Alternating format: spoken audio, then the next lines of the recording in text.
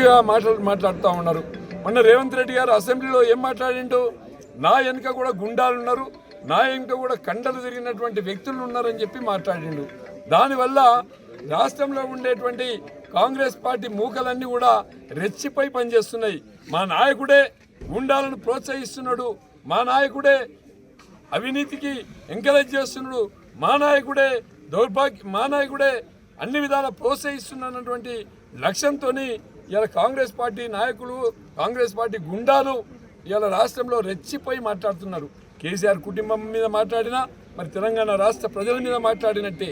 కేసీఆర్ అంటే తెలంగాణ, తెలంగాణ అంటే కేసీఆర్. ఇది ప్రజలందరికీ కూడా తెలుసు. ఎందుకంటే తెలంగాణ రాష్ట్రం ఎవరు తెచ్చిండ్రు? ఒకవేళ 1969లో తెలంగాణ ఉద్యమం వచ్చింది, ఇంతకంటే బ్రహ్మాండంగా ఉద్యమం చేసిండ్రు. ఆ రోజు తెలంగాణ ప్రాంతంలో చాలామంది ఎమ్మెల్యేలు గెలిచిండ్రు, ఎంపీలు గెలిచిండ్రు. ఆనాడు అమ్ముడుపోయినటువంటి కాంగ్రెస్ నాయకులు అమ్ముడుపోయి మళ్ళీ ఆ రోజు ఇదే కాంగ్రెస్ పార్టీ ఇందిరాగాంధీకి అమ్ముకున్నటువంటి రోజు. మరి ఆ తర్వాత వచ్చినటువంటి మలిదశ ఉద్యమంలో కేసీఆర్ గారు 2001లో బీఆర్ఎస్ పార్టీ స్థాపించి తెలంగాణ రాష్ట్రం వచ్చుడో నేను దచ్చుడో అని చెప్పి కష్టపడి ప్రాణాన్ని సైతం పక్కన పెట్టి తెలంగాణ రాష్ట్రాన్ని సాధించిండు. వచ్చిన తెలంగాణలో ఎన్ని ఉద్యోగ అవకాశాలు కల్పించిండు, ఎన్ని రెసిడెన్షియల్ పాఠశాలలు తెచ్చిండు, ఎన్ని కలెక్టరేట్లు కట్టిండు.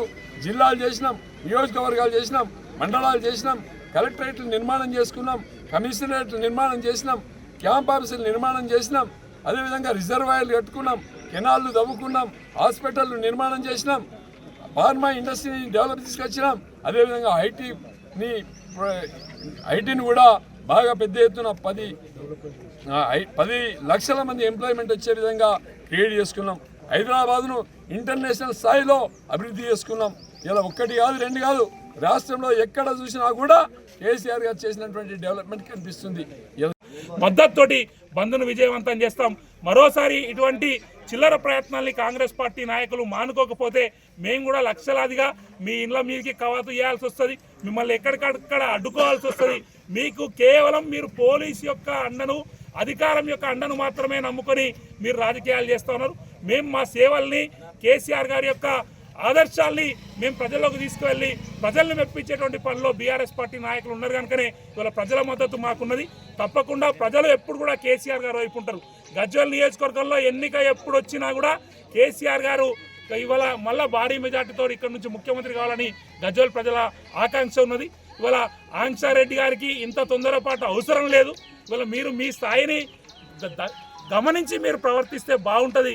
లేకపోతే ఒక మహిళగా ఇవాళ మీ వయస్సును మీ యొక్క దాన్ని గుర్తుపెట్టుకొని మీరు ప్రవర్తిస్తే బాగుంటుంది. ఇటువంటి చిల్లర ప్రయత్నాలు చేస్తే మీరు అల్లరి ముక్కల్ని వేసుకొని గజ్వేల్ ప్రజల మీద పడి ఇటువంటి చిల్లర ప్రయత్నాలు చేస్తే తప్పకుండా బీఆర్ఎస్ పార్టీ తగిన ప్రతిఘటన ఎదుర్కోక తప్పని సందర్భంగా హెచ్చరిస్తాను.